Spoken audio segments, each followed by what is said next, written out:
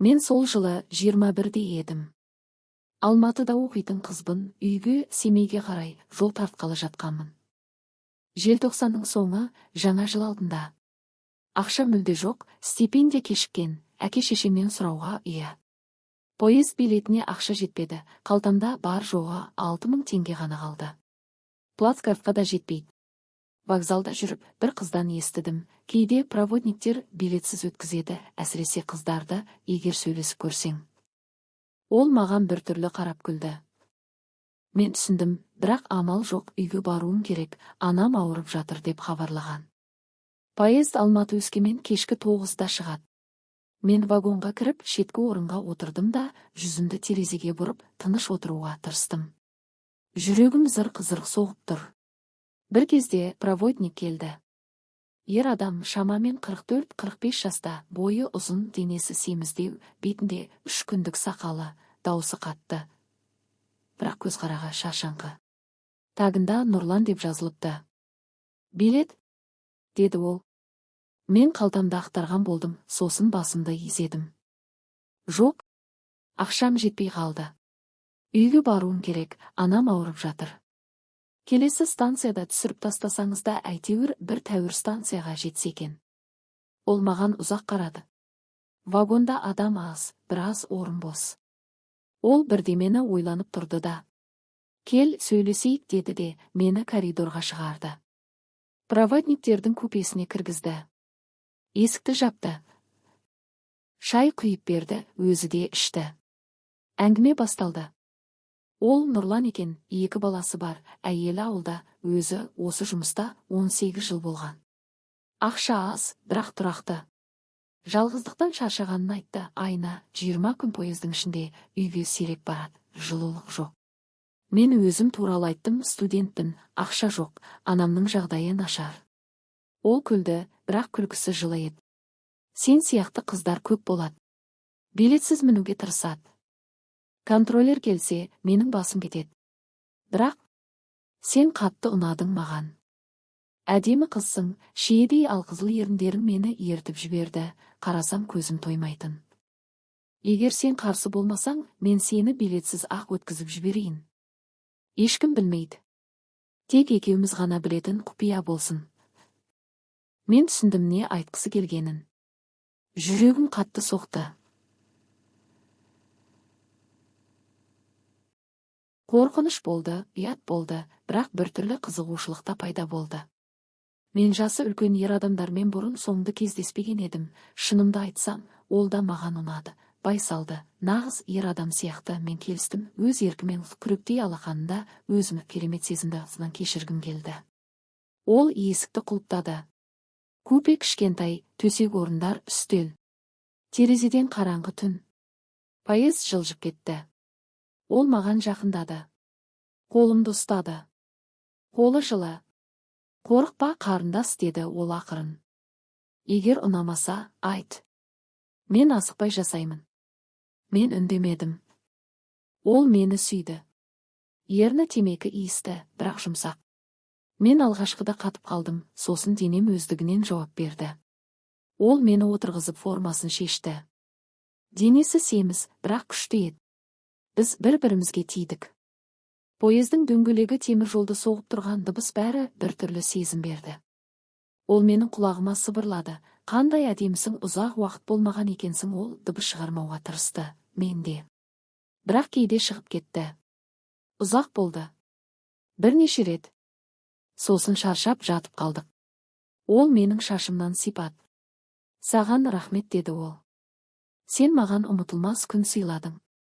Мен күлдім. Ішімде ұят болды, бірақ өкінбедім. Ол маған жамандық істемеді. Таңертең ол мені оятты. Бос орын тауып берді. Бүкіл жол бойы шай әкеліп сөйлесіп отырды.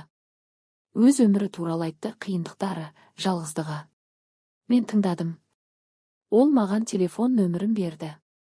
Семейге келгенде ол мені құшақтады. Егер қайтадан Алматыға қайтсаң маған хабарлас, деді ол көзін тесіп қарап. Мен басымды изедім. Поездан түстім, суық, қар жауды.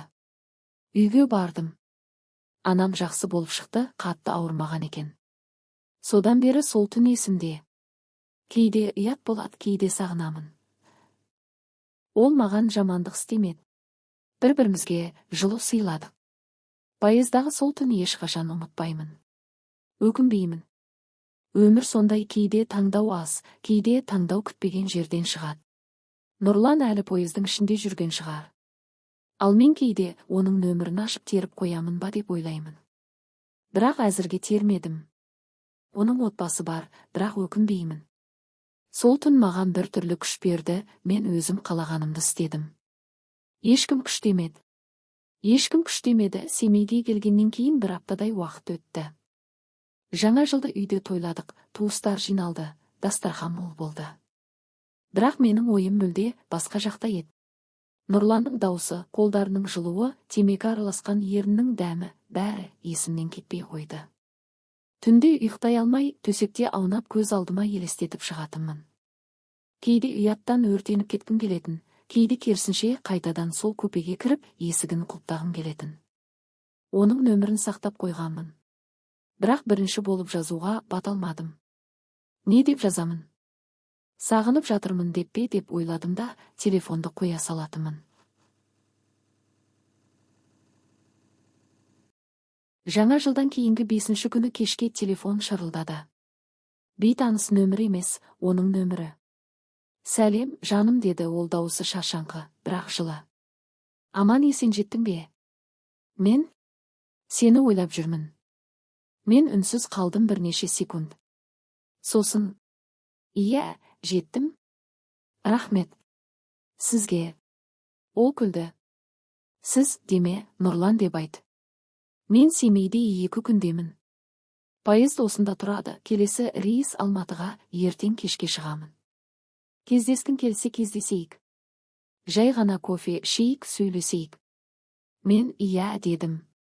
Даусым дірілдеп шықты.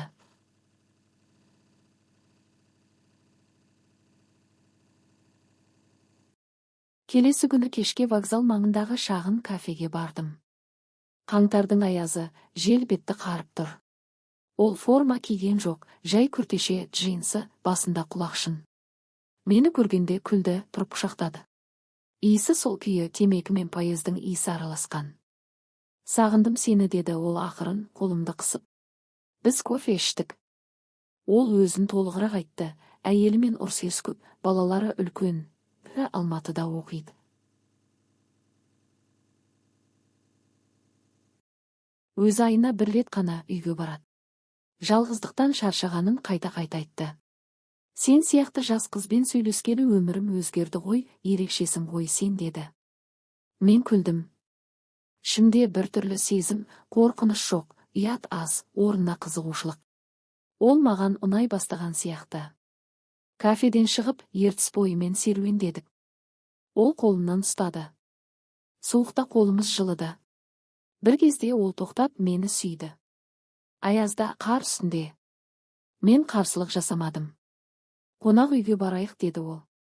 Темір жолшыларға арналған арзан жер. Жай ғана сөйлесейік. Бөлмесі кішкентай, ескі, бірақ жылы. Есікті жапқан бойда мен оның күртесін шештім. Сен маған қатты ұнайсың, деді ол киімін шешіп жатып. Сол түннен бері ойымнан кетпейсің, ол менің құлағыма сыбырлады, атымдады. Біз ұзақ болдық, бірнеше рет шаршап терлеп. Сосын жатып сөйлестік. Ол менің кеудеме басын қойып шашымнан сипат. Мен саған шынымен ұнаймын ба? Деп сұрадым мен. Иә, сен жассың, әдемісің, ақылдысың. Маған сен сияқты сұлу қыз керек. Түнде ұйықтадық. Таңертең ол маған таңғы ас әкелді, қонақ үйдің асханасынан. Біз тағы сөйлестік. Ол маған Алматыға қайтқанда кездесіп тұруды ұсынды. Мен айына 2 рет Алматыға барамын. Сен студентсің, жатақханада тұрасың. Мен қонақ үйде тұрамын. Кездесеміз. Мен басымды изедім. Бірақ жүрегім қысылып кетті, қуаныш пен қорқыныш бірге. Күндіз бірге жүрдік. Қалада серуендедік, дүкенге кірдік, ол маған кішкентай сыйлық алды, қолғап.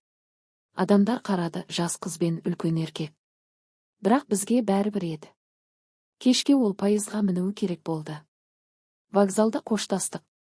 Ол мені қатты құшақтады, көзінде бір нәрсе бар еді, мұң ба, қуаныш па, білмеймін. Маған жаз. Қоңырау шал. Мен күтемін. Келесі аптада Алматыда боламын. Пайыз кетті. Мен платформада тұрып қалдым. Суық жел бетімді ұрды. Содан кейін хат алмастық. Әр рейстан кейін ол маған жазатын: сені ойладым, сағынып жатырмын.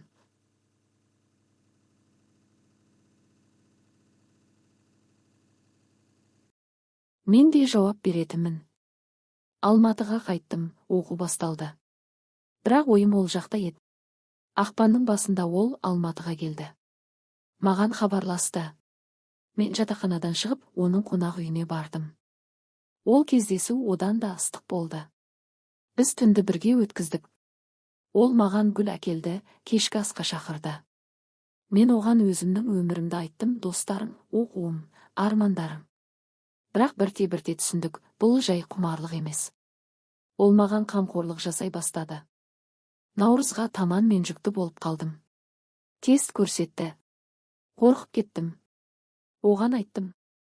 Ол үндемей тұрып қалды. Сосын: егер қаласаң, қалдыр. Мен жауапкершілік аламын. Балама балам болады. Мен білмеймін, не істеймін. Қорқамын, бірақ өкінбеймін. Сол пайыздан басталғанның бәрі шынайы еді. Ол маған жамандық істемеді. Керісінше маған махаббат берді, жас айырмашылығына, жағдайға қарамастан.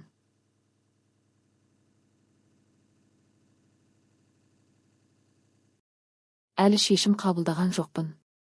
Бірақ Нұрлан күтіп жатыр. Ал мен әлі оны ойлаймын. Әр түнде.